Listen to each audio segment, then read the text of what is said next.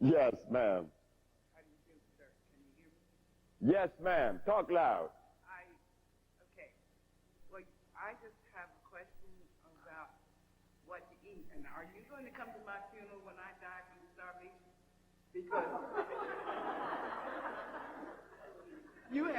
you just sucked out everything that I eat.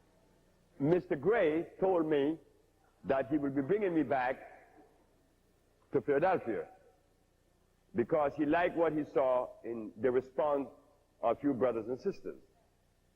And when we come back to Philadelphia, we'll be coming back with a team of sisters that cook some of the most delicious food in the world. And you will learn how to cook the food.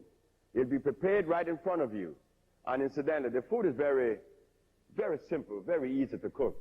You don't have to spend hours in the kitchen. You spend hours in the kitchen when you're cooking this greasy stuff.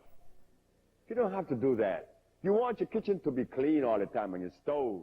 And the only way you get that to be is that you cook only those things that are healthy. And I gave a list that the mushrooms, the quinoa, the vegetables, steam, you know, and stuff like that. And you will be doing good. You don't have to die of starvation.